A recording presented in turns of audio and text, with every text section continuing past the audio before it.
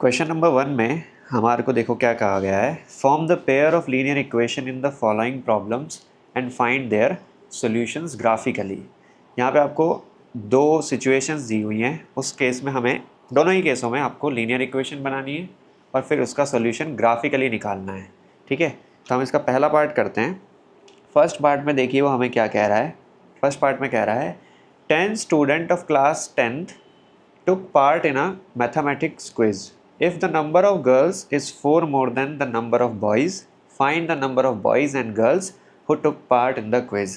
यहाँ पे देखिए हमें क्या कह रहा है कि 10 बच्चे हैं क्लास 10th के जिन्होंने एक मैथमेटिक्स के क्विज़ में पार्टिसिपेट किया है। ठीक है, अगर नंबर ऑफ़ गर्ल्स जो हैं वो 4 ज़्यादा हैं नंबर ऑफ़ बॉयज़ से, तो हमें पता लगाना है कि कितने नंबर ऑफ़ बॉयज़ थे और कितने नंबर ऑफ़ गर्ल्स थी जिन्होंने क्विज़ में पार्टिसिपेट किया। ठीक है, तो सबसे पहले हम क्या करते हैं, हम मान लेते हैं, हम लेट करते हैं कि बॉयज़ जो हैं वो x हैं, तो let x be the number of boys. ठीक है, अगर x हम बॉयज़ को मान रहे हैं तो हम y किसको मान सकते हैं, y मान लेते हैं हम गर्ल्स को। ठीक है, अब लड़का और लड़की हमने डिफ़ाइन कर लिए कि जो लड़के हैं वो x हैं और लड़की जो हैं वो y हैं। तो हमें एक बात पता, देखिए अगर आप linear equation in pair of linear equation in 2 variable कर रहे हैं तो आपको 2 वेरिएबल अगर आपको चाहिए तो 2 इक्वेशन भी चाहिए होंगे। 2 वेरिएबल का सॉल्यूशन चाहिए तो 2 इक्वेशंस भी चाहिए होंगी। पहली इक्वेशन मुझे यहाँ से मिल जाएगी कि मुझे पता है कि टोटल जो हमारे पास बच्चे हैं वो 10 हैं, तो बच्चे या तो लड़के होंगे या लड़की होंगे। तो उस हिसाब से अगर बॉयज़ प्लस गर्ल्स करूँ मैं तो कितना आना चाहिए, 10 आना चाहिए। तो पहली इक्वेशन तो मुझे यहाँ से मिल गई। ठीक है, कि x प्लस वाई यानी बॉयज़ प्लस गर्ल्स जो होंगी वो कितनी होंगी, 10 होंगी। सेकंड चीज़ वो हमें क्या कह रहा है, वो कह रहा है कि गर्ल्स जो हैं, यहाँ पे जो गर्ल्स हैं वो क्या हैं, बॉयज़ से ज़्यादा हैं। भाई अगर मैं गर्ल्स और बॉयज़ को लिखूँ तो मुझे एक चीज़ क्लियरली क्या पता है कि गर्ल्स जो हैं वो बॉयज़ से ज़्यादा हैं। अब अगर लड़कियाँ लड़कों से ज़्यादा हैं तो अगर मैं उनको ऐसे लिखूँ कि यहाँ पे मैं गर्ल्स को लिख दूँ y और यहाँ पे मैं बॉयज़ को लिख दूँ x, तो मुझे पता है लड़कियाँ ज़्यादा हैं 4, तो मुझे दोनों को बराबर करना है इक्वेशन बनाने के लिए। तो मैं एक काम करता हूँ, बॉयज़ को भी कितने दे देता हूँ, 4 दे देता हूँ। इससे क्या होगा, ये दोनों बराबर हो जाएंगे। दोनों जैसे ही बराबर हुए हम बीच में इक्वल्स टू का साइन लगा सकते हैं। ठीक है, तो इसे मैं सेकेंड इक्वेशन मान सकता हूँ।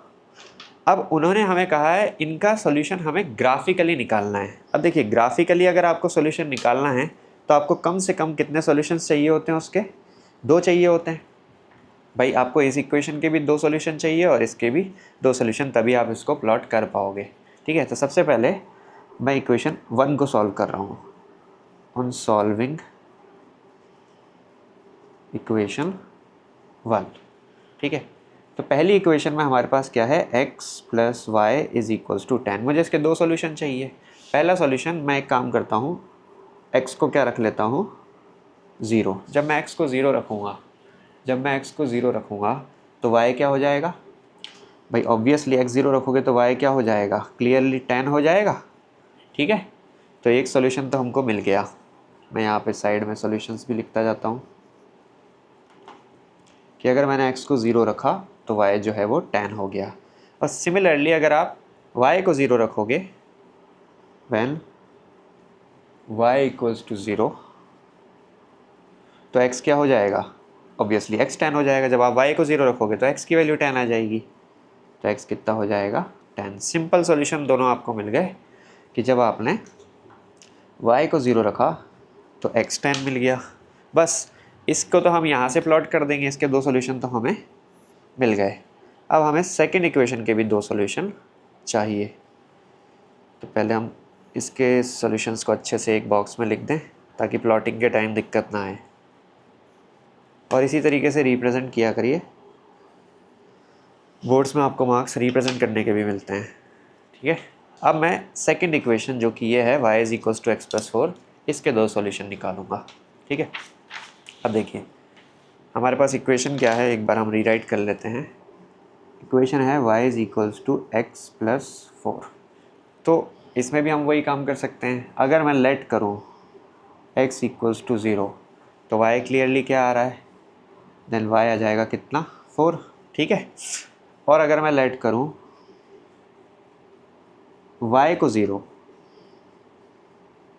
तो मेरे को x की वैल्यू क्या मिलेगी, ये मैं आपको रख के दिखा देता हूँ कि अगर आपने y को 0 रखा तो भाई 4 को उस तरफ अगर आप भेजोगे तो x की वैल्यू -4 मिल जाएगी। तो यहाँ पे हमें दो सॉल्यूशंस क्या क्या मिले कि जब आपने x को 0 रखा तो y आपको 4 मिला, और जब आपने y को 0 रखा तो x आपको -4 मिला। दो सॉल्यूशन हमें इसके भी मिल गए। अब हम इसे ग्राफ पे प्लॉट कर सकते हैं। इस वाले क्वेश्चन में हमें ये चेक नहीं करना है कि इसके सॉल्यूशंस होंगे भी कि नहीं, क्योंकि उन्होंने खुद ही बोला है कि आप इसके सॉल्यूशंस फाइंड करो ग्राफिकली।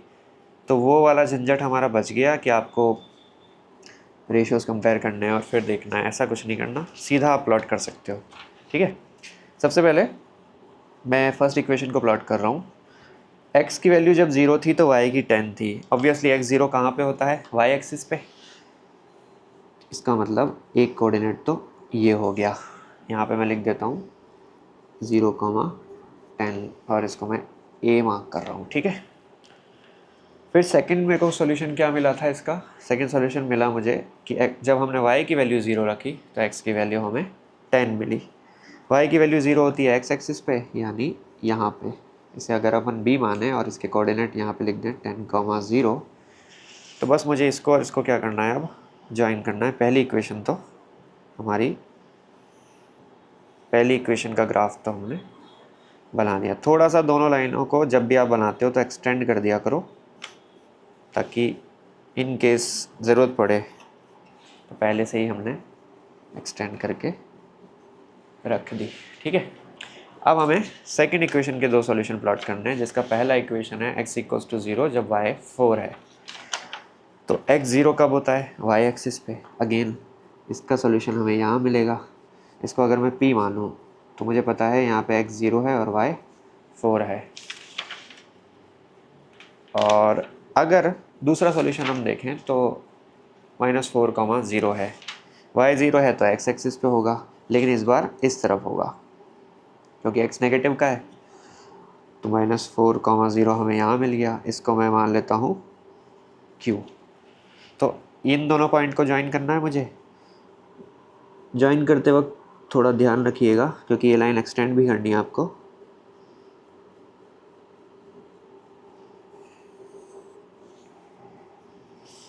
ये लाइनें देखो कहाँ पे इंटरसेक्ट कर रही हैं, इस जगह पे। अगर इसके कोऑर्डिनेट मैं लिखूँ जहाँ पे इंटरसेक्ट कर रही हैं तो वो हैं 3,7।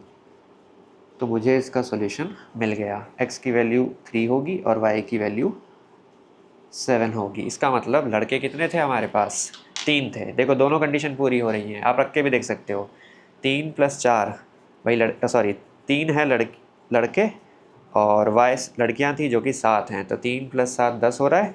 दूसरा केस देखो, लड़कियां 7 हैं जो कि अगर हम लड़कों में 4 जोड़ेंगे यानी 3 में 4 जोड़ेंगे तो 7 हो भी रहा है। तो हमारी दोनों जो कंडीशंस हैं वो पूरी हो गई। इसी के साथ हमारा पहला क्वेश्चन कंप्लीट होता है। अब हम चलते हैं इसके पहले क्वेश्चन के सेकंड पार्ट पे ही। सेकंड पार्ट में देखिए हमें क्या कह रहा है। 5 pencil and 7 pen together cost ₹50, whereas 7 pencil and 5 pen together cost ₹46. Find the cost of 1 pencil and that of 1 pen. तो इस केस में भी हमें linear equation in two variable form करनी है, देन उसका सोल्यूशन निकालना है। देखिए क्या कह रहा है कि अगर आप 5 पेंसिल और 7 पेन एक साथ खरीदते हो, बेसिकली आप 5 तो पेंसिल खरीद रहे हो, ठीक है, प्लस आप क्या खरीद रहे हो, 7 पेन खरीद रहे हो, और इन दोनों का मिला करके कॉस्ट कितना हो रहा है, ₹50, ठीक है। और उसकी जगह अगर आप 7 पेंसिल खरीदते और 5 पेन खरीदते तो आपको कितने रुपए देने पड़ते, ₹46, ठीक है। अब इस केस में दो linear equation in two variable क्या बनेगी। देखिए अगर मैं मान लूँ, लेट कर लूँ कि जो पेंसिल है एक, उसकी कॉस्ट x रुपीज़ है, ठीक है। और अगर मैं लेट कर लूँ कि जो एक पेन की कॉस्ट जो है वो y रुपीज़ है, ठीक है। तो इस केस में देखिए मैं यहाँ पे लिख सकता हूँ 5 पेंसिल की जगह 5x और 7 पेन की जगह 7 वाई लिख सकता हूँ, ठीक है। तो हमारी पहली इक्वेशन क्या फॉर्म होगी, 5x + 7y = 50। और सेकंड केस में हमारी इक्वेशन क्या फॉर्म होगी, 7x, भाई क्योंकि पेंसिल की जगह आप x लिख सकते हो, एक पेंसिल की कीमत x रुपीज़ है तो 7 की 7x हो जाएगी, और एक पेन की कीमत y रुपीज़ है तो 5 पेन की 5y हो जाएगी। तो आपकी दो लीनियर इक्वेशन इनटू वेरिएबल ये फॉर्म हो गई। अब हमें क्या करना है, अगेन वही काम कि दोनों का ग्राफ बनाना है और दोनों को प्लॉट करना है, ठीक है। ग्राफ बनाने के लिए हमें कितने सॉल्यूशन चाहिए, 2। भाई आपको प्लॉटिंग के लिए 2 सॉल्यूशन चाहिए होते हैं। तो सबसे पहले मैं इक्वेशन 1 को सॉल्व करूँगा। इक्वेशन 1 को अगर मैं सॉल्व करूँ तो पहले मैं क्या कर सकता हूँ, अब इस टाइम आपको जो नंबर्स लेने हैं वो थोड़ा सोच समझ के लेने हैं, क्योंकि आपको प्लॉटिंग के टाइम पे फ्रैक्शंस अवॉइड करने हैं। फ्रैक्शंस अगर आप लोगे तो फिर आपको प्रॉब्लम हो जाएगी। तो मैं ये सोच रहा हूँ कि अगर मैं 5 यहाँ पे x की जगह 3 ले लूँ तो ये 15 हो जाएगा और वहाँ जाके ये 35 हो जाएगा, जो कि 7 की टेबल में आ जाएगा। तो सबसे पहले आपको क्या करना है यहाँ पे, अच्छा आप अपनी मर्ज़ी से कुछ भी ले सकते हैं, ऐसा ज़रूरी नहीं है, बस थोड़ा ध्यान रखिएगा फ्रैक्शंस अवॉइड करने हैं, क्योंकि फ्रैक्शंस से क्या होता है, फ्रैक्शंस को प्लॉट करना बहुत मुश्किल हो जाता है। तो अगर मैं x की वैल्यू 3 लेता हूँ तो यहाँ पे मैं क्या लिखूँगा, 5 × 3 + 7y = 50, जो कि 15 + 7y = 50 हो जाएगा। यहाँ से मुझे 7y 35 मिल जाएगा और y की वैल्यू कितनी मिल जाएगी, y की वैल्यू आपको मिल जाएगी यहाँ पे 5, ठीक है। और इसी वाली लाइन में हम क्या करते हैं, इसके सेकंड पार्ट को भी, जो इसका सेकंड सॉल्यूशन है वो भी यहीं निकाल लेते हैं। अब अगर मैं x की वैल्यू 10 लेता हूँ तो ये 50-50 कैंसिल हो जाएंगे और y की वैल्यू 0 आ जाएगी। तो ऐसा ज़रूरी नहीं है कि आप हर बार एक बार x के लिए और एक बार y की, 2 बार आप x की भी वैल्यू ले सकते हैं, ठीक है। तो अगर मैं x 10 लेता हूँ तो 5 × 10 + 7y = 50 हो जाएगा, यानी कि 7y = 50 - 50, ये 50 हो जाएगा और 50 उधर जाके नेगेटिव का हो जाएगा। y की वैल्यू कितनी मिल जाएगी आपको, 0/7, जो कि बेसिकली 0 ही होती है, ठीक है। अब सुनिए, इसको एक बॉक्स में लिख लिया करें ताकि प्लॉटिंग के टाइम दिक्कत ना आए। x की वैल्यू आपने जब 3 ली तो y की वैल्यू 5 आई, x की वैल्यू जब आपने 10 ली तो y की वैल्यू 0 आई।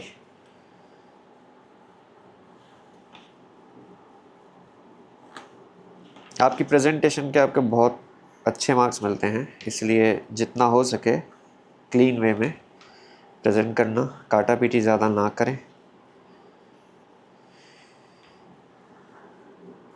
अब देखिए, अगर मैं इसके सेकंड इक्वेशन की बात करूं जो कि 7x + 5y = 46 है, उसको मैं यहीं पे सॉल्व कर रहा हूं।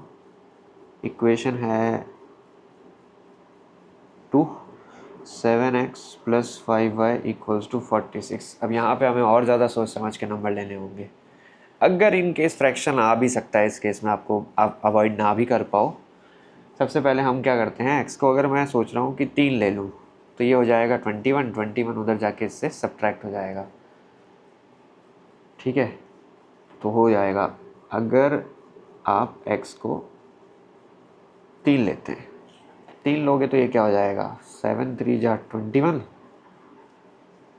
हाँ, यहाँ तो हमें बिना फ्रैक्शन का सॉल्यूशन मिल जाएगा। देखिए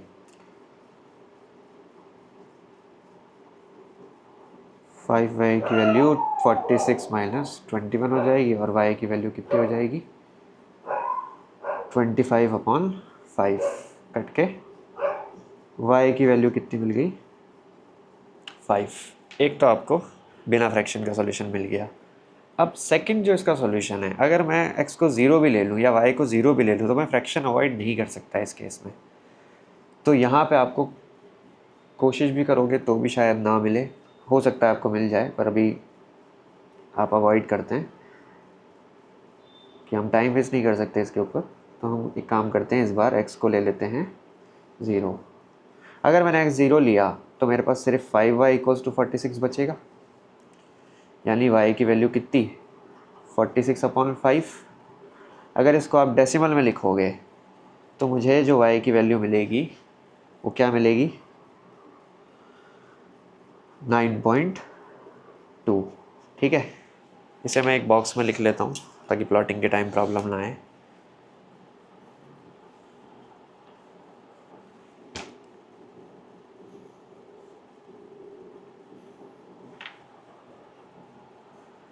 ग्राफिकल सॉल्यूशंस में टाइम लगता है, इसलिए जब तक बोला ना गया हो क्वेश्चन के अंदर कि ग्राफिकली सॉल्व करना है, प्लीज़ अवॉइड दिस। आपको सब्स्टिट्यूशन या एलिमिनेशन मेथड से ही करना है अगर आपको टाइम बचाना है तो। अगर उन्होंने बोला है तो फिर आपको करना ही पड़ेगा। जब हमने x3 लिया था तो y की वैल्यू 5 आई थी, और जब हमने x को 0 लिया तो y की वैल्यू 9.2। 9.2 आप प्लॉट कर लोगे ग्राफ पे, ऐसा कुछ प्रॉब्लम आएगी नहीं। बट और कोई फ्रैक्शन हो तो भी तो ज़्यादा दिक्कत आती है। इसको अभी हमें प्लॉट करना है तो हमें एक्सेस बनानी पड़ेगी। ग्राफ की प्रैक्टिस ज़रूर करिएगा, क्योंकि ग्राफ का अगर क्वेश्चन आता है तो वो 3 या 5 मार्क्स में ही आएगा, उससे कम में तो क्वेश्चन आएगा ही नहीं। और इजी होता है बट लेंदी बहुत ज़्यादा होते हैं। पहले आप अपनी एक्सेस मार्क कर लीजिएगा, यहाँ पे x, यहाँ पे x डैश, y और ये y डैश और ये ओरिजिन। देखिए हमें वैल्यूज़ कहाँ कहाँ तक चाहिए, हमें सारी वैल्यूज़ पॉजिटिव में चाहिए। तो अगर मैं नेगेटिव साइड मार्किंग ना भी करूँ तो अभी काम चल जाएगा। 5 6 7 8 9, y पे मुझे 10 तक चाहिए, देखते हैं आती है कि नहीं। 6 7 8 9 10, -1 -2 -3। हालांकि हमें इसकी ज़रूरत नहीं है नेगेटिव की अभी, तो हम चाहें तो इसको अवॉइड कर सकते हैं। ठीक है, अब देखिए सबसे पहली वाली इक्वेशन को अगर मैं प्लॉट करूं तो मेरे पास दो सॉल्यूशन ये हैं। x की वैल्यू 3 है और y की 5 है। 3,5 हमें मिल जाएगा यहाँ पे 3,5। चलिए इसको मैं पेन से ही प्लॉट कर देता हूँ। दूसरा मुझे क्या मिल रहा है यहाँ पे 10,0। 10,0 देखिए अगर x की वैल्यू 10 है, इसकी वैल्यू 10 मुझे यहाँ मिलेगी इस बार, तो हमने इतनी जगह छोड़ी नहीं है। यहाँ पे 10 आएगा और इसकी लाइन कुछ इस तरीके से जाएगी।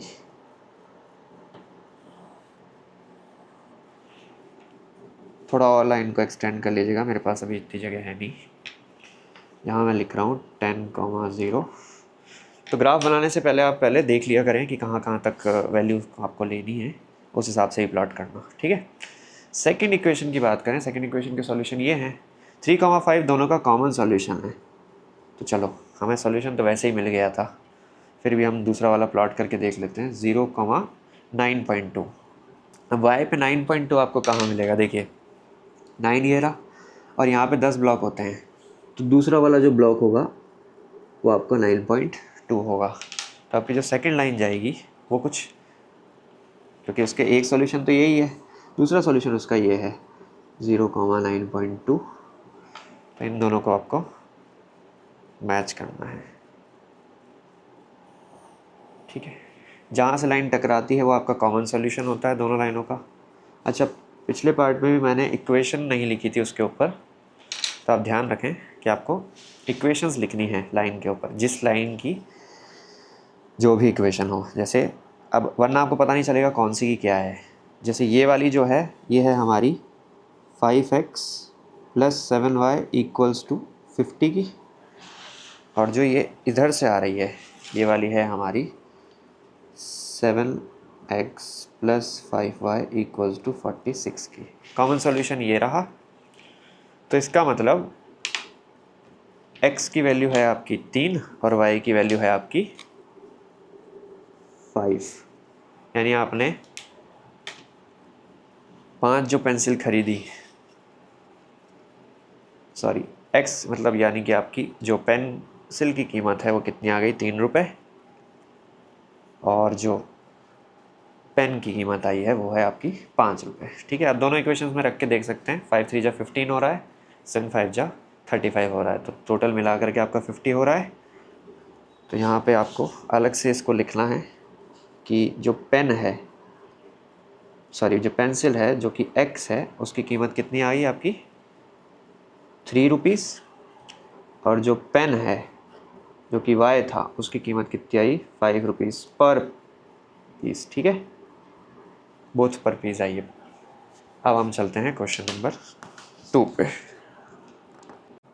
क्वेश्चन नंबर 2 में वो हमें कह रहा है कि on comparing the ratios a1/a2, b1/b2 and c1/c2 find out whether the lines representing the following pair of linear equations intersect at a point, are parallel और कोइंसिडेंट। मतलब कि आपको 3 इक्वेशंस, मतलब 3 पेयर दे रखे हैं लीनियर इक्वेशंस के, और हमें इनके रेशियोज को कंपेयर करके बताना है कि जो इनका ग्राफ प्लॉट करेंगे अगर हम, तो लाइंस इंटरसेक्ट करेंगी, लाइंस पैरेलल होंगी या फिर लाइंस कोइंसिडेंट होंगी।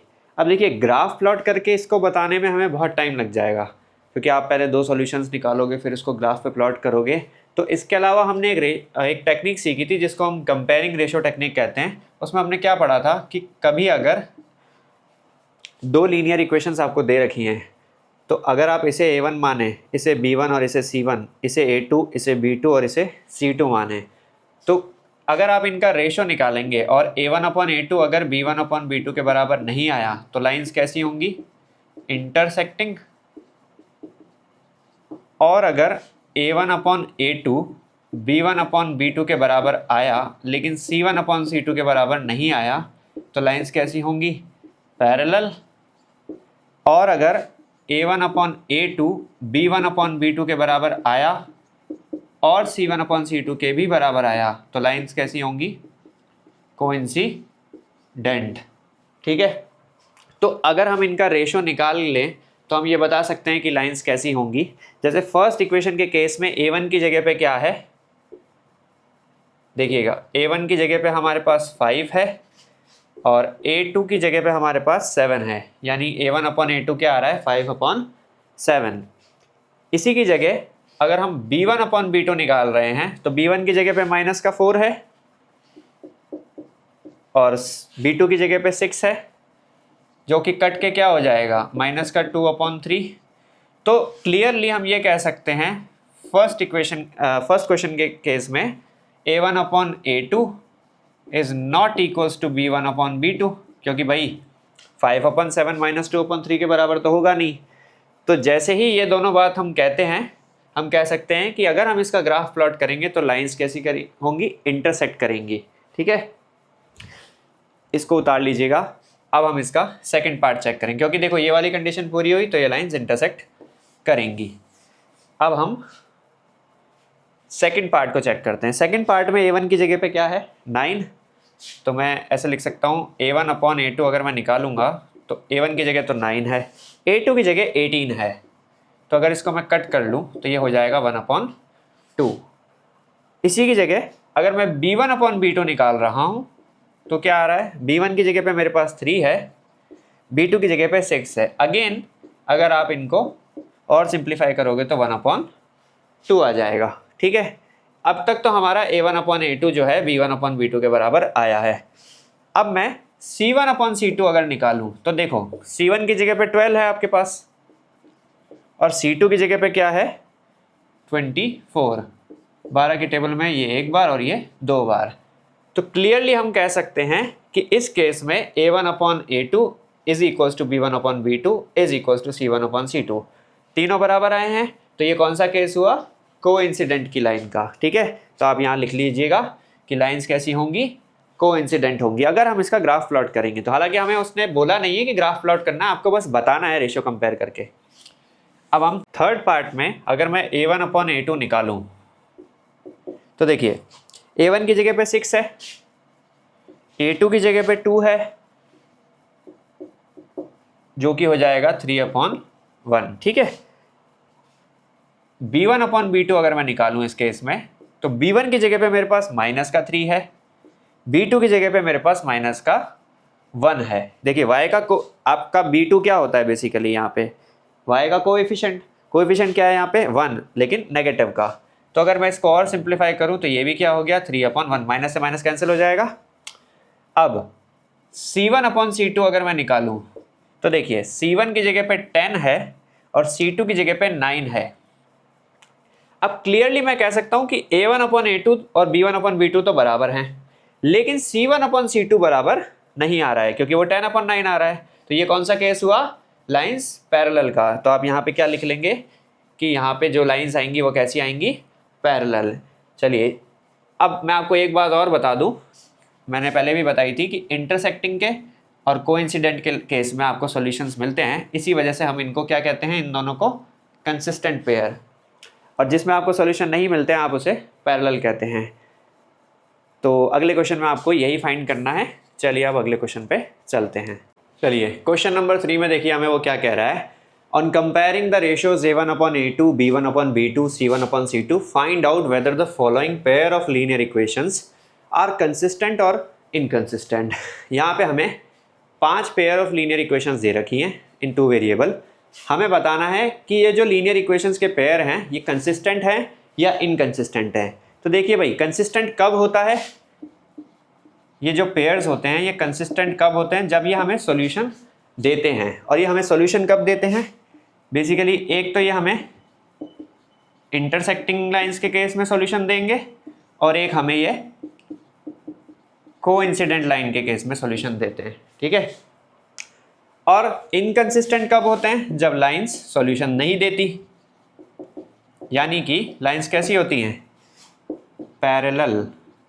और अभी इससे जस्ट पिछले क्वेश्चन में हमने ये सीखा था कि लाइंस कब पैरेलल होती हैं और कब वो इंटरसेक्ट करती हैं या कब वो कोइंसिडेंट होती हैं। हम इसके रेशोज़ को कंपेयर करके बता सकते हैं, ठीक है। तो बस वही काम करना है, जब हमें सॉल्यूशन मिलेगा यानी इंटरसेक्टिंग और कोइंसिडेंट के केस में हम कह देंगे कि लाइंस कंसिस्टेंट है, अदरवाइज वो इनकंसिस्टेंट है। क्वेश्चंस को आप पहले खुद भी ट्राई करके देखें। सबसे पहले हमारा पार्ट है ये, इसमें पहली इक्वेशन है 3x + 2y = 5 और दूसरी इक्वेशन है 2x - 3y = 7। अगर इसको मैं फॉर्म से कंपेयर करूं तो पहली वाली की फॉर्म हो जाएगी ये और इसकी हो जाएगी ये। अब हमें इनके रेशोज़ कंपेयर करने हैं। तो सबसे पहले मैं A1/A2 निकालूंगा। देखिए A1 की जगह पे 3 है, अगर आप, अच्छा मैंने यहाँ पे x नहीं लिखा है, A1x + B1y + c = 0 और A2x + B2y + c2 = 0। ये है इसकी करेक्ट फॉर्म, ठीक है। A1 की जगह पे मेरे पास 3 है, A2 की जगह पे मेरे पास 2 है, तो A1/A2 मेरे पास 3/2 आ गया। B1 की जगह पे मेरे पास 2 है और B2 की जगह पे मेरे पास -3 है। अब क्लियरली मैं यहाँ पे ये कह सकता हूँ कि A1/A2 जो है B1/B2 के बराबर नहीं है, ठीक है। तो हम यहाँ पे लिखेंगे as A1/A2 is not equals to B1/B2। तो लाइंस इंटरसेक्टिंग होंगी। अब भाई लाइंस इंटरसेक्टिंग होंगी तो पेयर कैसा हो जाएगा, कंसिस्टेंट, क्योंकि हमें इसका सॉल्यूशन मिलेगा ना। तो इसको हम लिख देंगे, फर्स्ट पार्ट क्या आया हमारा, कंसिस्टेंट, ठीक है। अब अगर हम सेकंड पार्ट की बात करें, सेकंड पार्ट में भी हमें यही करना है, तो मैं फॉर्म को यहीं लिखे रहने दे रहा हूँ, ठीक है। सेकंड पार्ट में हमारी फर्स्ट इक्वेशन क्या है, 2x - 3y = 8। फॉर्म को आप थोड़ा और अरेंज करके लिखा करिए, फॉर्म के हिसाब से कंपेयर करना आसान हो तो 8 को इस तरफ ले आया करिए, तो वो नेगेटिव का हो जाएगा। यहाँ पे 4x - 6y और 9 को इधर लाएंगे तो नेगेटिव का हो जाएगा, ठीक है। अब अगर मैं इसको कंपेयर करूँ तो A1 की जगह पे मेरे पास 2 है, तो A1/A2 क्या आ जाएगा, और A2 की जगह 4 है तो A1/A2 आ गया मेरे पास 1/2, ठीक है। अब अगर मैं B1/B2 निकालूं तो B1 की जगह पे मेरे पास -3 है और B2 की जगह पे -6 है। अगेन कट के क्या आ जाएगा, 1/2, माइनस से माइनस का साइन कट जाएगा। अब अगर मैं C1/C2 निकालूं, C1 की जगह पे मेरे पास -8 है और इसकी जगह पे -9 है, तो माइनस से माइनस का साइन कैंसिल हो जाएगा। माइनस से माइनस का साइन कैंसिल हो जाएगा तो हमारे पास क्या बचेगा 8/9। अब क्लियरली हम कह सकते हैं कि A1/A2 जो है इस केस में वो तो B1/B2 के बराबर है, पर C1/C2 के बराबर नहीं है। और ये किसका केस होता था? पैरेलल लाइन का। और जब लाइंस पैरेलल होती हैं तो हम उस पेयर को क्या कहते हैं? कंसिस्टेंट। ठीक है, तो सेकंड वाले में हमारा जो सॉल्यूशन आएगा वो क्या आएगा? सॉल्यूशन आएगा ही नहीं तो हम उसको क्या कह सकते हैं? पेयर कैसा आया? इनकंसिस्टेंट। ठीक है, अब हम चलते हैं थर्ड पार्ट पे। थर्ड पार्ट में हमारे पास देखिए इक्वेशन क्या है। पहली इक्वेशन है 3/2x प्लस 5/3y, और अगर हम 7 को इस तरफ ले जाएंगे फॉर्म के हिसाब से तो माइनस का 7 इक्वल्स टू 0। और इसकी सेकंड इक्वेशन क्या है? 9x माइनस का 10y, और 14 को इस तरफ ले जाएंगे तो माइनस का 14 इक्वल्स टू 0। अब अगर हम रेशो कंपेयर करें तो इस बार थोड़ा ध्यान रखना है क्योंकि हमारे पास में क्या है? फ्रैक्शन है। देखिए A1/A2 अगर मैं निकालूं तो A1 की जगह पे मेरे पास 3/2 है।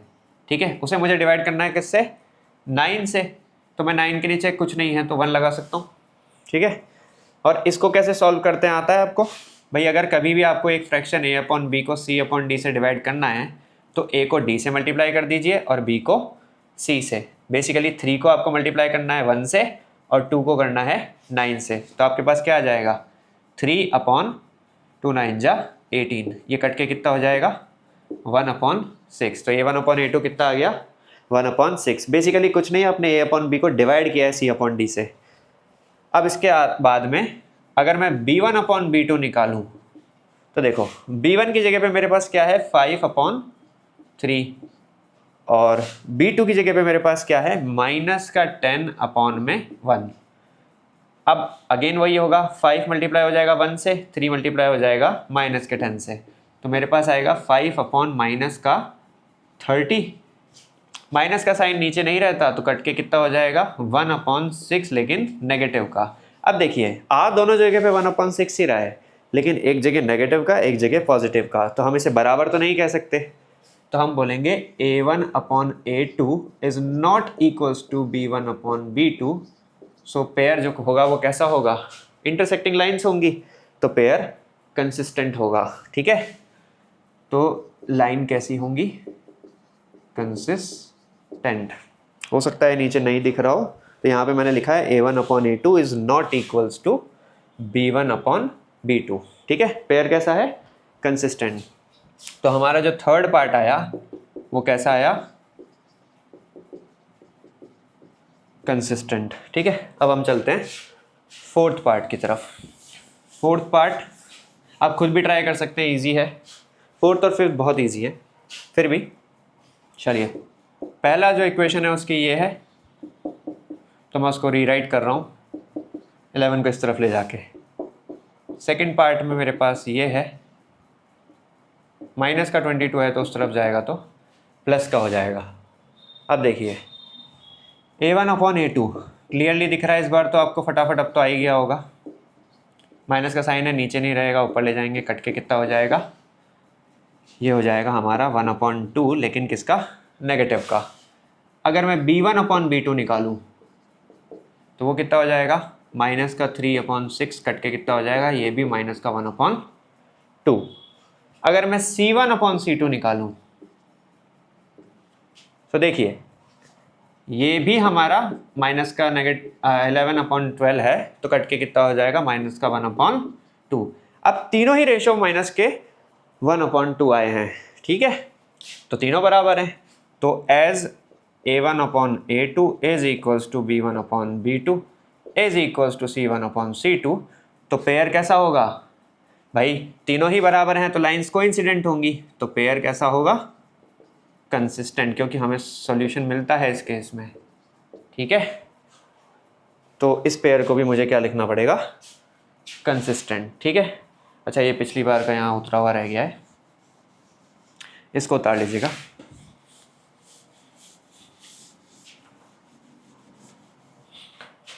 अब हम चलते हैं इसके लास्ट पार्ट पे। फिफ्थ पार्ट की अगर बात करूँ मैं, तो पहली इक्वेशन है 4/3x plus 2y minus 8 equals to 0, और इसकी जो सेकेंड इक्वेशन है वो है 2x plus 3y minus 12 equals to 0। Again मुझे a1/a2 को कंपेयर करना है किससे, b1/b2 से। तो पहले मैं a1/a2 निकालूँ, 4/3/2/1। अगेन वही फ्रैक्शन है तो ये वाला इससे मल्टीप्लाई, ये वाला इससे, 4 1 जा 4 हो जाएगा, 3 2 जा 6, कट के कितना हो गया 2/3। ठीक है, a1/a2 आ गया। अब अगर मैं b1/b2 निकालूं तो देखिए b1 मेरे पास 2 है, ये मेरे पास 3 है, तो ये तो कटेगा ही नहीं, दोनों बराबर आए हैं अब तक। तो अब अगर मैं c1/c2 निकालूं, इसको मैं आगे निकाल देता हूँ। देखिए c1 की जगह पे मेरे पास माइनस का 8 है, c2 की जगह पे माइनस का 12, माइनस से माइनस गया, 4 की टेबल में ये 2 बार और ये 3 बार, तीनों बराबर आए, फिर से तीनों बराबर आए हैं। अब ऐसे तीनों ही बराबर हैं तो अगेन क्या होंगी, लाइंस कोइंसिडेंट होंगी, और लाइंस अगर कोइंसिडेंट हैं तो हमें सॉल्यूशन मिलता है, तो हम उसको क्या कह सकते हैं, कंसिस्टेंट। ये कौन सा, ये फिफ्थ पार्ट है। इससे पहले वाले पार्ट में हमारे पास आ रहा था, वो भी हमारा पार्ट कैसा था, कंसिस्टेंट था, और ये पार्ट भी कैसा है, कंसिस्टेंट है। इससे पहले वाले पार्ट में भी लाइन कोइंसिडेंट थी, और इस वाले पार्ट में भी हमारे पास जो लाइन आई हैं वो कैसी आई हैं, कंसिस्टेंट आई हैं। ठीक है, इसी के साथ हमारे पांचों पार्ट कंप्लीट होते हैं। अब हम चलते हैं क्वेश्चन 4 पे। क्वेश्चन नंबर 4 में देखिए हमें क्या कह रहा है, which of the following pairs of linear equations are consistent या फिर inconsistent, if consistent obtain the solution graphically. मतलब यहाँ पे आपको ये बताना है कि जो आपको पेयर ऑफ लीनियर इक्वेशंस दे रखी हैं वो कंसिस्टेंट हैं या नहीं। तो मैंने आपको इंट्रोडक्शन में बताया था कि कंसिस्टेंट कब होती हैं आपकी, कंसिस्टेंट तब होती हैं जब आपको सॉल्यूशन मिलता है, यानी कि इंटरसेक्टिंग वाले केस में और कोइंसिडेंट वाले केस में। ठीक है, और जब आपको सॉल्यूशन नहीं मिलता है तो लाइंस कैसी होती हैं, इनकंसिस्टेंट। ठीक है, तो फर्स्ट पार्ट को अगर हम करके देखें, फर्स्ट पार्ट में देखिए हमें चेक करना है कि ये कंसिस्टेंट है कि नहीं। देखिए पहली इक्वेशन जो है हमारे पास वो है x plus y equals to 5। तो इसको अगर मैं थोड़ा रीराइट कर लूँ तो x plus y minus 5 equals to 0 लिख सकता हूँ मैं इसको। ठीक है, सेकेंड इक्वेशन मेरे पास है 2x plus 2y equals to 10। इसको रीराइट करके मैं ऐसे लिख सकता हूँ 2x plus 2y minus 10 equals to 0। अब मुझे ये पता करना है कि ये पेयर जो हैं कंसिस्टेंट है कि नहीं है, तो हम वो ही कंपेयरिंग रेशियो टेक्निक लगाएंगे। कंपेयरिंग रेशियो टेक्निक आपको मैं 2 बार बता चुका हूँ इंट्रोडक्शन में। अब देखिए सबसे पहले हम a1/a2 निकालेंगे, तो यहाँ पे x का कोफिशिएंट 1 है और यहाँ पे x का कोफिशिएंट 2 है, तो 1/2 आया। अगर मैं b1/b2 निकालूँ तो x का कोफिशिएंट यहाँ पे 1 है और यहाँ पे फिर से 2 है, तो a1/a2 is equals to b1/b2 आ गया। जब ऐसा होता है कि आपका a1/a2 और b1/b2 आ जाए तो हमें c1/c2 भी चेक करना चाहिए। देखिए c1/c2 निकालते हैं तो वो आया माइनस का 5 माइनस का 10, जो कि कट के क्या हो जाएगा 1/2, माइनस से माइनस का साइन चला जाएगा। ठीक है, तो क्लियरली हम कह सकते हैं कि a1/a2 is equals to b1/b2 is equals to c1/c2। तो ये कौन सा केस होता है, कब आता है ऐसा, जब लाइंस क्या होती हैं, कोइंसिडेंट, यानी एक के ऊपर एक। और कोइंसिडेंट के केस में हम पेयर को कंसिस्टेंट बोलते हैं क्योंकि हमें सॉल्यूशन मिलता है, तो इसे हमें ग्राफ पे प्लॉट करना पड़ेगा। ठीक है, चलिए अब इसको ग्राफ पे प्लॉट करते हैं। पहली चीज़ हमसे पूछा था कंसिस्टेंट है कि इनकंसिस्टेंट, तो हम इसको कंसिस्टेंट बोलेंगे। अब एक बार मैं इसको ग्राफ पे प्लॉट करके दिखाता हूँ आपको। ग्राफ पे प्लॉट करने के लिए वही आपको 2 सॉल्यूशन चाहिए होते हैं। तो यहाँ पे पहली इक्वेशन है x plus y is equals to 5, इसके सॉल्यूशन निकाल रहा हूँ मैं। तो लेट करूँगा अगर मैं x को 0 तो मुझे y क्या मिल जाएगा, 5 मिल जाएगा। और अगर मैं लेट करूँगा y को 0 तो मुझे x क्या मिल जाएगा, वो 5 मिल जाएगा। तो 2 सॉल्यूशन इसके तो बहुत आसानी से मिल गए हमारे को। अब हमारे को उसके सेकेंड इक्वेशन के भी सॉल्यूशन निकालने हैं। सॉल्यूशन निकालने से पहले मैं इसको एक बॉक्स के अंदर लिख देता हूँ ताकि हमको प्लॉटिंग में कोई दिक्कत ना आए। अच्छा, जिसका जो पेयर कंसिस्टेंट है सिर्फ उन्हें ही ग्राफ पे प्लॉट करना है, पैरेलल को हमें प्लॉट नहीं करना है, ठीक है, यानी इनकंसिस्टेंट को प्लॉट नहीं करना है। तो इस केस में जो कंसिस्टेंट है तो इसे हम प्लॉट करेंगे। पहली इक्वेशन के सॉल्यूशन है मेरे पास x और y की वैल्यूज़ क्या क्या आई हैं। x की वैल्यू अगर मैंने 0 ली तो y 5 आया, y की 0 ली तो x 5 आ गया, ठीक है। अब अगर इसके सेकंड पेयर की बात करूं, ये फर्स्ट थी, सेकंड पेयर है हमारे पास 2x + 2y = 10, ठीक है। तो अगर मैं इसके सॉल्यूशन निकालूं, यहाँ पे भी वही काम करना है हमें। अगर मैं लेट करता हूँ x = 0, तो देखिए अगर आप x को 0 रखोगे तो आपके पास 2y = 10 रह जाएगा। अगेन आपको y की वैल्यू क्या मिलेगी, 5 मिलेगी। क्योंकि ये लाइंस कोइंसिडेंट है तो इनके सॉल्यूशन एकदम सेम ही आते हैं। तो आप चाहें तो डायरेक्टली भी लिख सकते हैं, पर स्कूल्स में आपको दिखाना पड़ता है, इसलिए मैं आपको पूरा करके दिखा रहा हूँ। लेट करते हैं y = 0। अगर मैंने y को 0 माना तो देखो भाई, y 0 मानोगे तो क्या होगा, ये वाला पार्ट तो 0 हो जाएगा, तो 2x = 10 आ जाएगा और x की वैल्यू क्या आ जाएगी आपके पास, 5 आ जाएगी। तो वही सेम सॉल्यूशन आ गए दोनों के।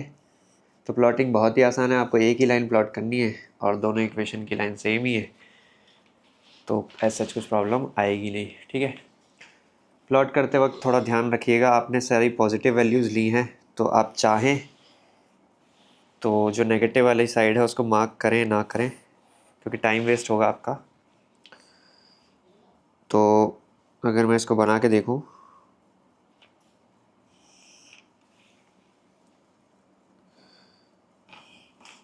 तो ये मेरी y एक्सिस है, y एक्सिस की पॉजिटिव साइड, ये y एक्सिस की नेगेटिव साइड, ये x एक्सिस, और ये हमारी होती है x की नेगेटिव साइड, ये हमारा ओरिजिन।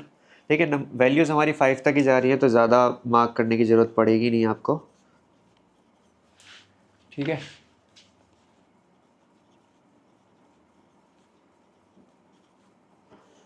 सिक्स तक मार्क कर लेना।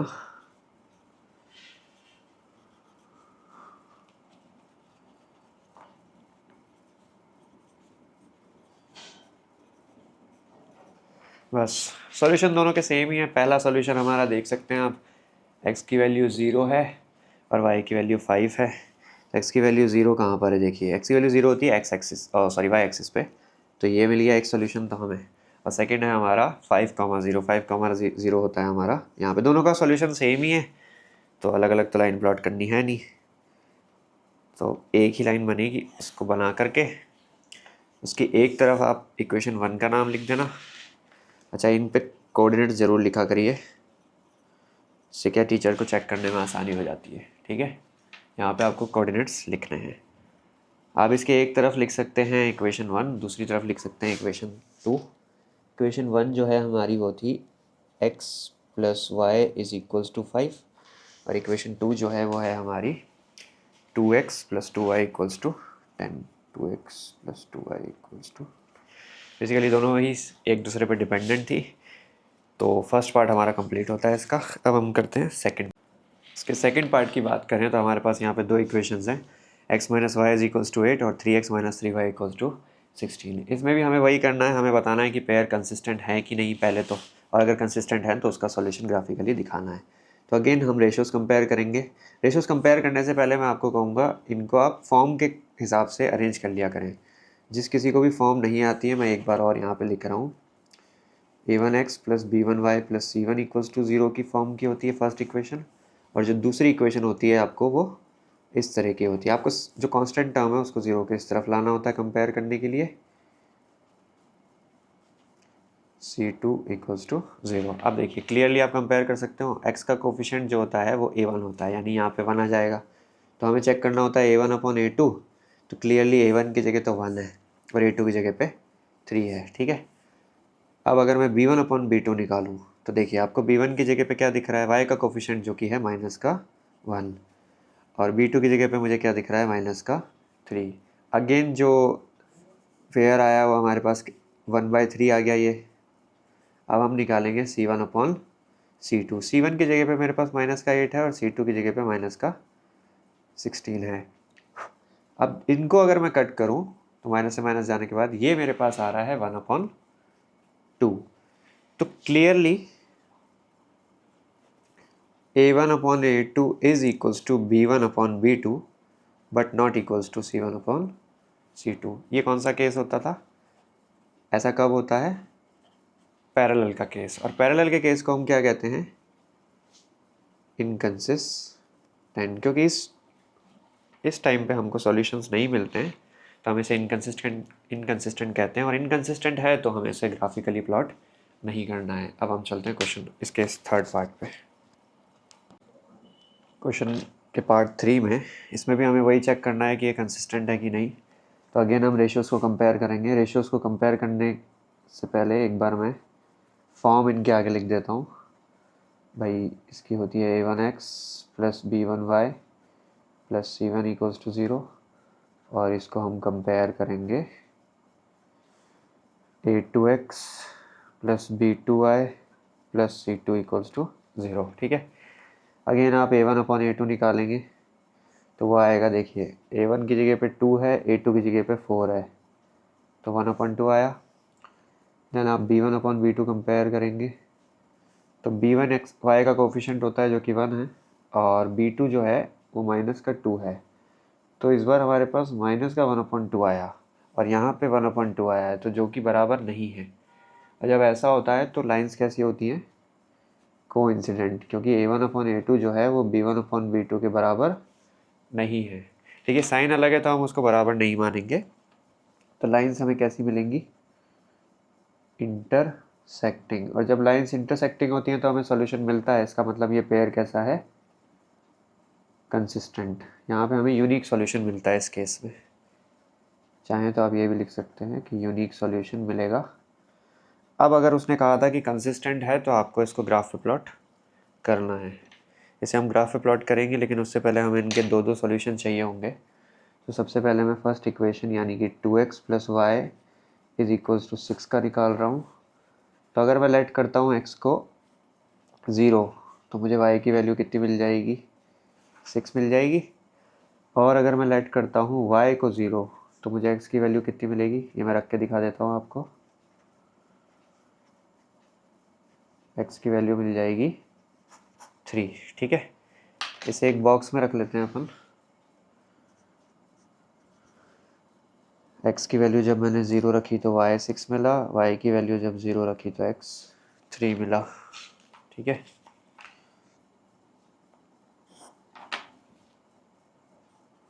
इसको आपको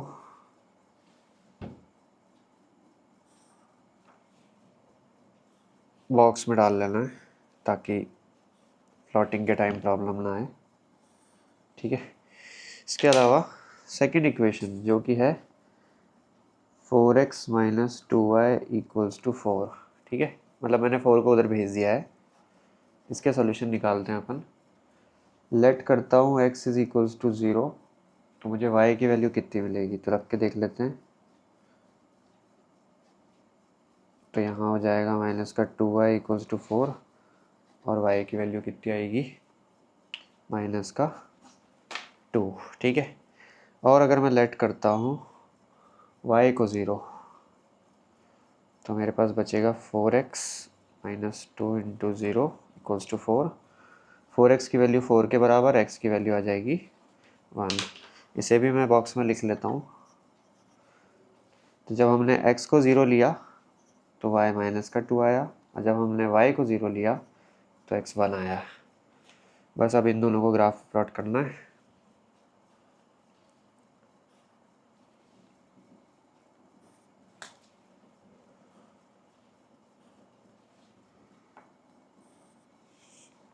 ठीक है, ग्राफ पे प्लॉट कर लेते हैं। अब देखिए क्या क्या पॉइंट्स हैं हमारे पास। सबसे पहले फर्स्ट इक्वेशन का है x 0 है तो y 6 है। x 0 होता है y एक्सिस पे। यहाँ पे हमने माइनस के साइन लगा दिए, गलती।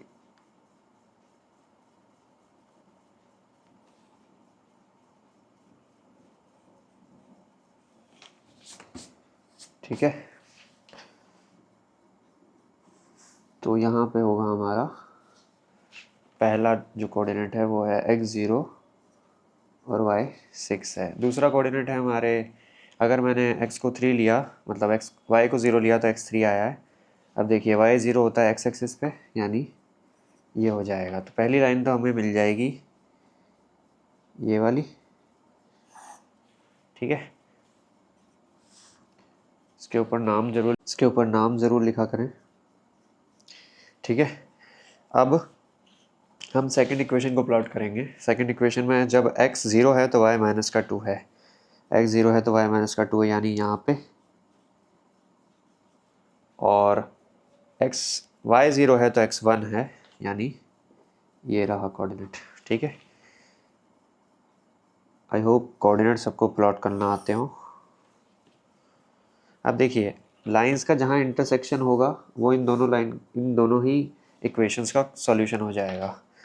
लाइंस का इंटरसेक्शन हो रहा है 2,2 पे। यहाँ पे मैंने गलती से माइनस के साइन लगा रखे हैं, तो इन्हें इग्नोर करना, मैंने मिटाए हैं, हालांकि थोड़े बहुत रब नहीं हुए होंगे। तो यानी x की वैल्यू कितनी है 2 और y की भी वैल्यू कितनी है 2, ठीक है। इसके साथ ही अब हम चलते हैं फोर्थ पार्ट पे। फोर्थ पार्ट में हमारे पास देखिए इक्वेशंस क्या क्या हैं। पहले तो फोर्थ पार्ट में अगेन वही कंसिस्टेंसी चेक करनी है। देखिए एक बार हम पहले इसको फॉर्म से कंपेयर कर लेते हैं। a1x plus b1y plus c1 equals to 0, और दूसरे की जो फॉर्म होगी वो होगी a2x plus b2y plus c2 equals to 0, ठीक है। अब फॉर्म से कंपेयर कर लिया। अब देखो a1 अपॉन a2 निकालते हैं, तो 2 अपॉन 4 आ रहा है क्लियरली, a1 ये रहा, a2 ये रहा, तो कट के कितना आ जाएगा 1 अपॉन 2 आ जाएगा। अगर b1 अपॉन b2 निकालते हैं तो b1 अपॉन b2 आ रहा है माइनस का 2 अपॉन माइनस का 2, दोनों ही सॉरी माइनस का 2 अपॉन माइनस का 4, अगेन 1 अपॉन 2 आ रहा है। अब हम c1 अपॉन c2 निकालते हैं। c1 अपॉन c2 क्या आएगा, तो देखिए इसको मार्क कर लिया करें, माइनस का 2 अपॉन में माइनस का 5, जो कि 2 अपॉन 5 हो जाएगा। अब हम कह सकते हैं क्लियरली a1 अपॉन a2 तो b1 अपॉन b2 के बराबर है, पर c1 अपॉन c2 के बराबर नहीं है, ठीक है। इस केस में हमें कैसी लाइंस मिलती हैं, पैरेलल लाइंस, और अगर पैरेलल हैं तो हम उसको क्या कहेंगे, इनकंसिस्टेंट। तो हमें सॉल्यूशन मिलेगा ही नहीं, तो हमें इसे ग्राफ पे प्लॉट करने की ज़रूरत नहीं है। अब चलते हैं हम नेक्स्ट क्वेश्चन पे। क्वेश्चन नंबर 5 में देखिए हमें क्या कह रहा है। क्वेश्चन कह रहा है कि half the perimeter of a rectangular garden whose length is 4 meter more than its width is 36 meter. Find the dimension of the garden. अब देखिए बहुत अच्छा क्वेश्चन है, इसकी लैंग्वेज थोड़ी सी समझना ज़रूरी है। कहना क्या चाह रहा है वो, देखिए आपको कह रहा है कि एक आपके पास क्या है, रेक्टेंगल है। तो पहले आप एक रेक्टेंगल ड्रॉ कर लीजिए, थोड़ा सा विजुअलाइज करेंगे क्वेश्चन को तो समझना आसान हो जाता है, ठीक है। वो कह रहा है कि आपके पास एक रेक्टेंगल है जिसका अगर हम पेरीमीटर का आधा लें। अब पहली चीज़ तो रेक्टेंगल का पेरीमीटर क्या होता है, ठीक है। अगर मैं इसको रेक्टेंगल मानता हूँ और ये वाला पार्ट मैं लेंथ ले लेता हूँ और ये वाला पार्ट ब्रेथ ले लेता हूँ, ठीक है। तो वो क्या कह रहा है कि half the perimeter of rectangular garden. पहली चीज़ तो पेरीमीटर ऑफ रेक्टेंगल होता क्या है भाई, पेरीमीटर ऑफ रेक्टेंगल, पेरीमीटर का मतलब चारों साइड्स का टोटल, और रेक्टेंगल का पेरीमीटर क्या होता है 2 इंटू एल प्लस बी। वो कह रहा है इसका अगर हम आधा लें, और इस तरीके से लें कि जो इसकी लेंथ है वो 4 मीटर ज़्यादा है इसकी विड्थ से, विड्थ यानी ब्रेथ कह सकते हैं अपन, ठीक है। तो जो आधा पेरीमीटर आएगा वो 36 आएगा।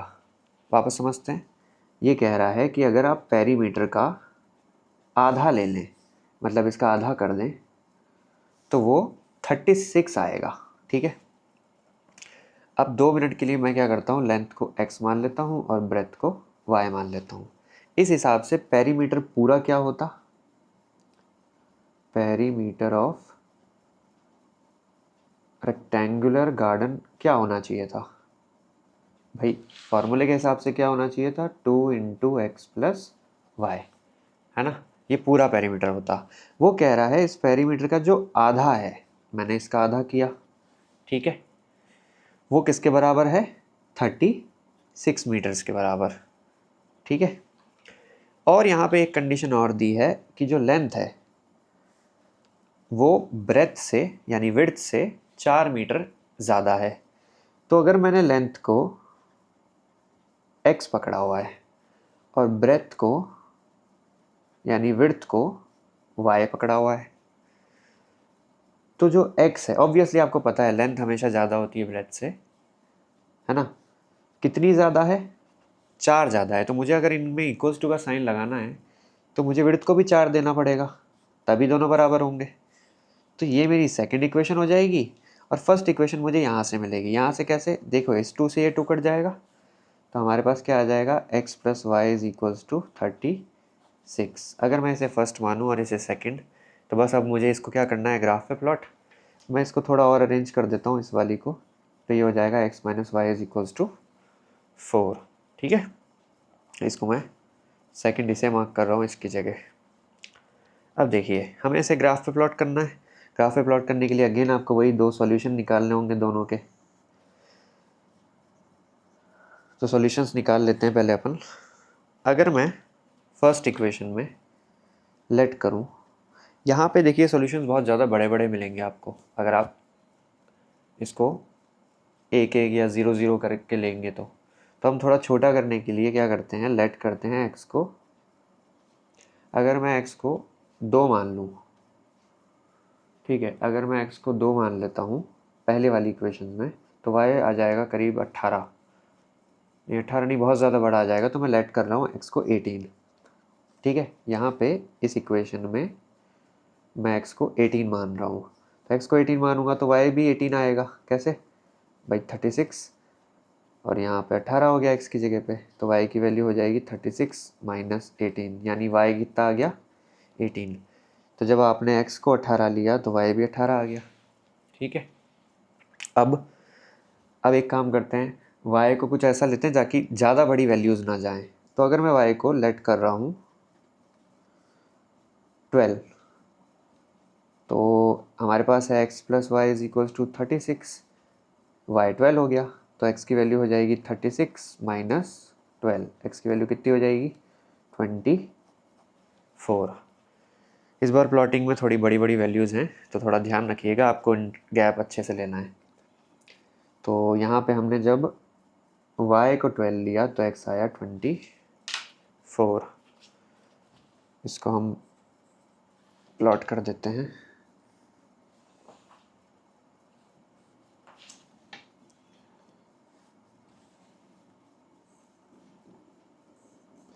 चलिए, प्लॉट करने से पहले एक और की हमें सॉल्यूशन निकालने हैं। दूसरी इक्वेशन है हमारी x minus y equals to 4। यहाँ पे छोटे छोटे सॉल्यूशंस आएंगे। अगर मैं लेट करता हूँ x को 0, तो y मेरे पास क्या आ जाएगा? y आ जाएगा, हम x को अगर 0 लेते हैं तो y आ जाएगा हमारा माइनस का 4, ठीक है। या अगर हम नेगेटिव साइड को अवॉइड ही करें 2 मिनट के लिए, तो हम कुछ और भी इसमें वैल्यूज़ ले सकते हैं। अगर मैं x को 4 भी लूँगा, 4 ले सकता हूँ। x को अगर मैं 4 ले भाई अगर मैं x को 4 ले लूँ, रख के दिखा देता हूँ मैं आपको, तो 4 minus y is equals to 4 हो जाएगा, minus y is equals to 0 हो जाएगा, तो y की वैल्यू 0 आ जाएगी। और आप दूसरी वैल्यू की बात करें तो x की जगह अगर आप 6 ले लेते हैं, यहाँ पे जगह नहीं है, इसको पीछे कर सकता हूँ। अगर मैं लेट करता हूँ x इज इक्वल्स टू 6, तो आपकी इक्वेशन ये है, ठीक है। तो 6 minus y is equals to 4 minus y is equals to 4 minus 6, तो y की वैल्यू कितनी आ जाएगी? 2, ठीक है। अब हमारे पास सॉल्यूशन क्या क्या है? जब आपने x को 4 लिया तो y आया 0, और जब आपने x को 6 लिया तो y की वैल्यू क्या आएगी 2। ठीक है, इन्हें हमें ग्राफ पे प्लॉट करना है।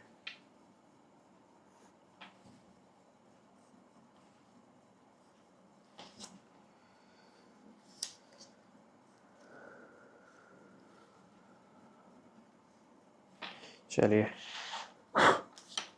मैंने नेगेटिव साइड इसलिए अवॉइड करी क्योंकि हमारा जो ग्राफ है वो इस तरीके से ड्रॉ हो चुका है, तो नेगेटिव पे बनाने के लिए वापस बनाना पड़ता है। अब देखिए x 18 है तो y भी 18 है, तो हमें वैल्यूज़ उस हिसाब से रखनी पड़ेगी। अगर मैं एक एक करके लिखूंगा तो 18 तक लिखना बहुत लंबा हो जाएगा। तो आप क्या करेंगे, इधर यहाँ लिखेंगे 1 यूनिट इज इक्वल्स टू, या 1 box is equals to 2 unit लिख सकते हो आप। इसको जो आपका ये एक बॉक्स है इसका आप कितना पकड़ रहे हो 2 यूनिट्स। ठीक है, 2 यूनिट्स। तो इससे क्या होगा कि मैं एक बॉक्स में यहाँ पे 0 लूँगा तो यहाँ पे 2 मान लूँगा, 1 इनके बीच में होगा। ये कितना हो जाएगा 4, ये कितना हो जाएगा 6, ये 8, ये 10। और आप देख लीजिए मैक्सिमम वैल्यू x की कितनी जा रही है 24, तो आपको बहुत आगे तक जाना है। 14, इसको आप 16 ले लेंगे, ये 18 हो जाएगा, ये 20 हो जाएगा, ये 22, ये 24 और ये 26। एक ज़्यादा तक ले जाकर ये वैल्यू। ठीक है, और y की मैक्सिमम 18 तक जा रही है तो हमें 18 तक तो लेनी ही पड़ेगी। सेम गैप इसमें चलेगा।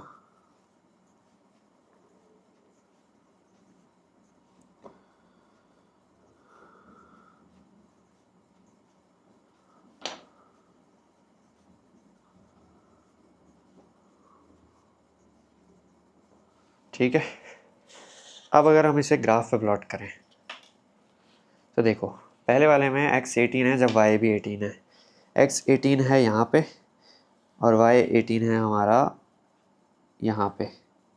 ठीक है, तो एक पॉइंट तो हमें मिल गया 18, 18। दूसरा, जब हमने x को y को 12 लिया था तो x 24 आया था, तो y 12 हमारा यहाँ पर है और x हमारा 24 यहाँ पर है, तो ये हो जाएगा यहाँ पे। ठीक है, तो इन दोनों को हमें मैच करना है।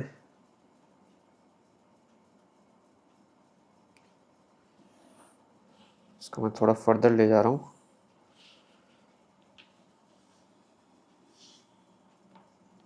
ठीक है, इसकी इक्वेशन जो थी वो थी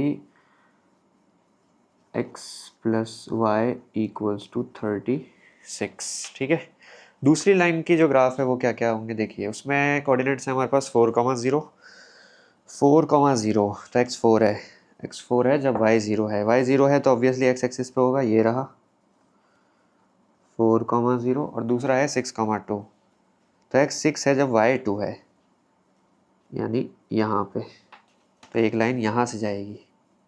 ठीक है, एक लाइन आपकी जाएगी यहाँ से। अगर इसको हम एकदम सीधा प्लॉटिंग करें तो ये कुछ इस तरीके से जाएगी। ठीक है, दोनों जगह पे कोऑर्डिनेट्स लिख दिया करें 6,2 और 4,0। जहाँ पे दोनों इक्वेशंस टकरा रही हैं वो दोनों का कॉमन सॉल्यूशन होगा, तो वहीं से आपको लेंथ और ब्रेथ का पता चलेगा। इसकी सेकंड इक्वेशन थी x minus y is equals to 4, और ये हो गया हमारा, देखिए x आ रहा है 20, जहाँ पे एक पॉइंट ऑफ इंटरसेक्शन ये है, तो x आ रहा है आपका 20 और यहाँ पे y कितना आ रहा है 16। अब यहाँ से आपको x और y की वैल्यू मिल गई। x हमारी लेंथ थी, तो लेंथ आ गई कितनी, लेंथ आ गई 20 मीटर, और जो विड्थ थी या ब्रेथ थी वो कितनी आई 16। आप चाहे तो कंडीशन में भी डाल के देख सकते हैं, दोनों कंडीशन फुलफिल हो रही है। अब हम चलते हैं नेक्स्ट क्वेश्चन पे। चलिए क्वेश्चन नंबर 6 पे चलते हैं। यहाँ पे हमारे को देखिए क्या कह रहा है, given the linear equation 2x plus 3y minus 8 equals to 0। आपको एक लीनियर इक्वेशन इन 2 वेरिएबल दी हुई है right another linear equation in two variable, हमें एक और लीनियर इक्वेशन लिखनी है दो वेरिएबल की, such that the geometrical representation so formed is first part में इंटरसेक्टिंग लाइन, सेकंड पार्ट में पैरेलल लाइन, थर्ड पार्ट में कोइंसिडेंट लाइन। इसका मतलब क्या है, यहाँ पे हमें एक linear equation in two variable दी हुई है, हमें एक और linear equation in two variable लिखनी है इस तरीके से। देखिए हमें पता है कि एक linear equation in two variable जो कि इस फॉर्म की होती है वो हमें ग्राफ पर एक स्ट्रेट लाइन देती है, ठीक है। एक स्ट्रेट लाइन तो हमें इससे मिल जाएगी। अब हमें इस तरीके से एक और इक्वेशन को लिखना है कि अगर हम उसका भी ग्राफ प्लॉट करें और इसका ग्राफ एक साथ प्लॉट करें तो पहले पार्ट में तो वो दोनों लाइनें क्या होनी चाहिए, इंटरसेक्ट करनी चाहिए, मतलब कि इसकी जो लाइन हो और जो इक्वेशन हम लिखेंगे उसकी लाइन इंटरसेक्ट करनी चाहिए। दूसरे पार्ट में हमारे को इसकी जो लाइन आएगी ग्राफ पे और जो एक लाइन हम जो इक्वेशन लिखेंगे उसकी लाइन पैरेलल होनी चाहिए, और तीसरे पार्ट में इसकी जो ग्राफ में हमें लाइन मिली है और जो हम इक्वेशन लिखेंगे उसकी लाइन को हमको क्या कराना है, कोइंसिडेंट दिखाना है, ठीक है।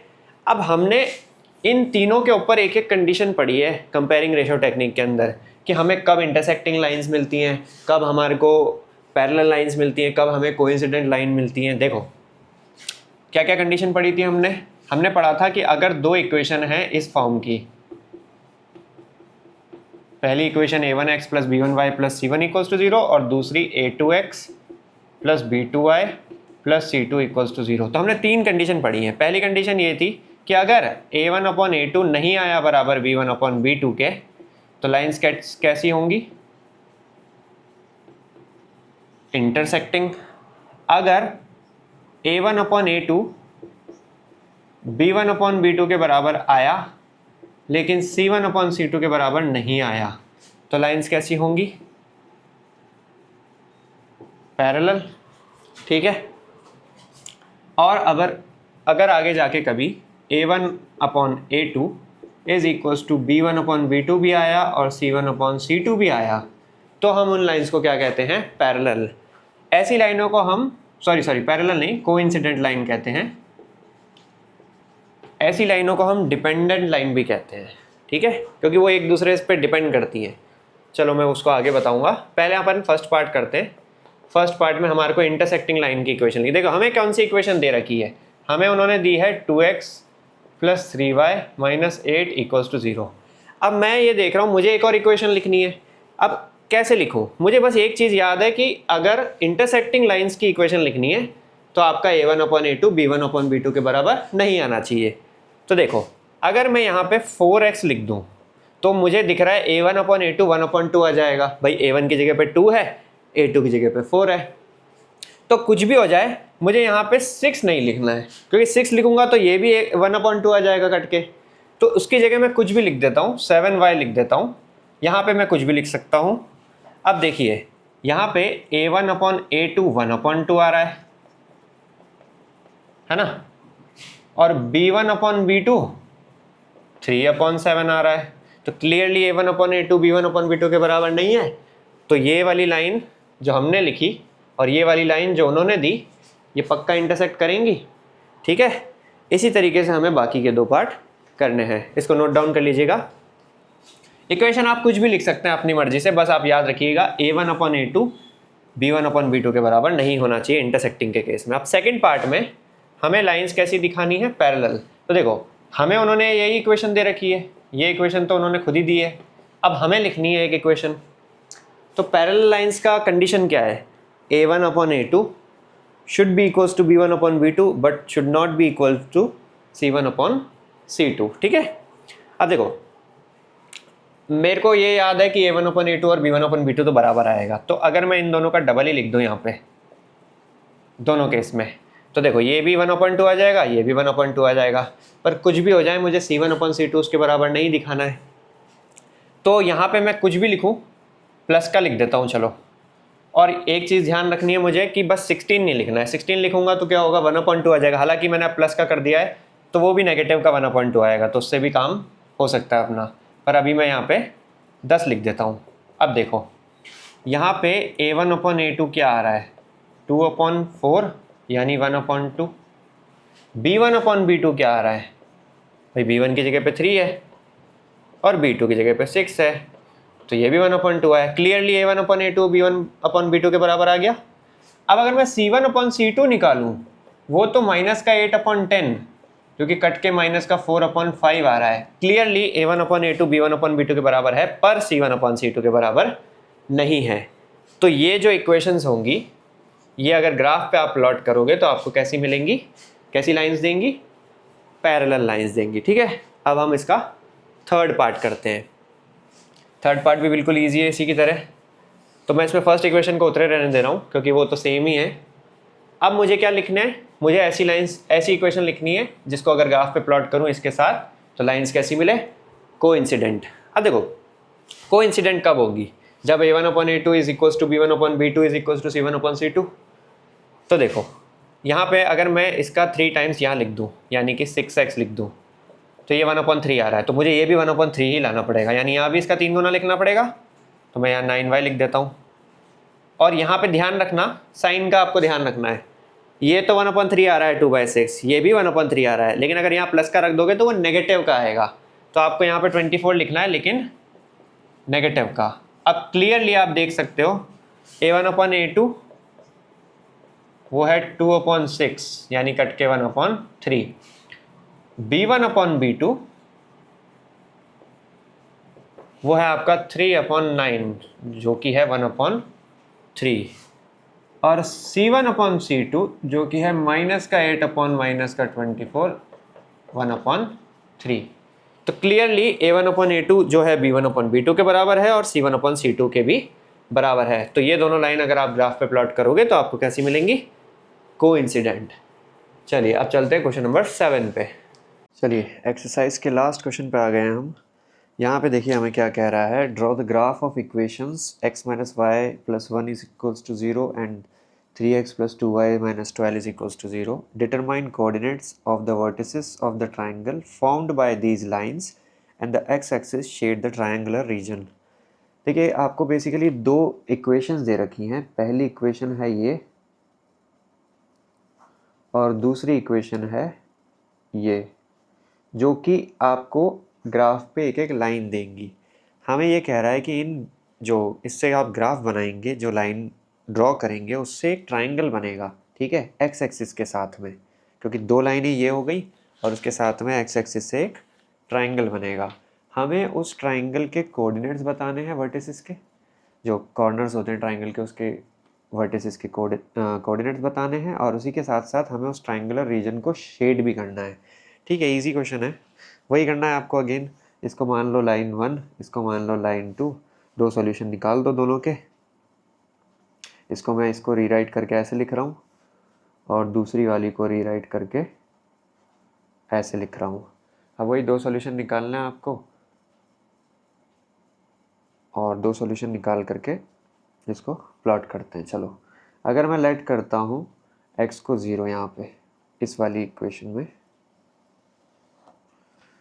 तो मुझे minus y is equals to -1 मिल जाएगा, माइनस से माइनस कट जाएगा, y की वैल्यू आ जाएगी 1।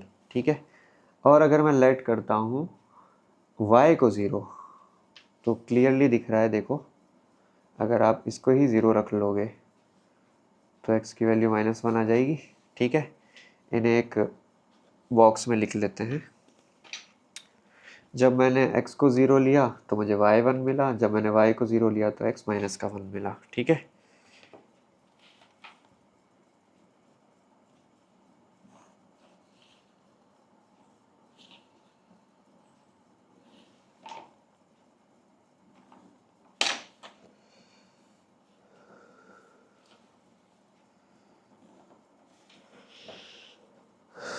अगर सेकंड की बात करूँ मैं तो यहाँ पे हमारे पास है 3x plus y is equals to 3x plus 2y equals to 12 है। तो अगर मैं x को 0 मान लेता हूँ तो ये इजी है, आपको y की वैल्यू 6 मिल जाएगी। ठीक है, अगर आप लेट करते हो y को 0 तो अगेन इजी है, आपके पास 3x वाला पार्ट ही रह जाएगा, तो x की वैल्यू आ जाएगी 4। इसको भी एक बॉक्स में लिख लेते हैं। x 0 है तो y 6 आया, y 0 है तो x 4 आ गया। ठीक है,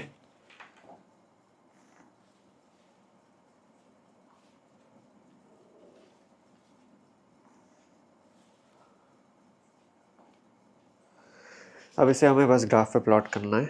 देखिए पहली वाली को करता हूँ, x0 है y1 है, ये रहा भाई, क्योंकि x0 तो y एक्सिस पे ही होता है। अगेन x माइनस का 1 है और y 0 है, x माइनस का 1 है यानी ये रहा। तो यहाँ से एक लाइन ऐसे जाएगी, देखिए इन दोनों से होती हुई। अभी तो हमें एक लाइन मिली है बस, इसको मैं लाइन 1 लिख रहा हूँ यहाँ पे। चाहें तो आप इस पर ये भी लिख सकते हैं, x minus y plus 1 equals to 0। ठीक है। दूसरी की बात करें तो यहाँ पे हमारे पास x0 है, y6 है, ये रहा 0,6। कोऑर्डिनेट ज़रूर लिखा करें। इसके कोऑर्डिनेट क्या थे, इसका कोऑर्डिनेट था हमारा x तो 0 था और y 1 था, और इसके कोऑर्डिनेट थे हमारे y 0 है, x माइनस का 1 है। ठीक है। चलिए अब इसके दूसरा जो कोऑर्डिनेट है वो क्या है, 4,0। तो x 4 है, y 0 है, यानी ये रहा। इसे भी मैच करना है आपको।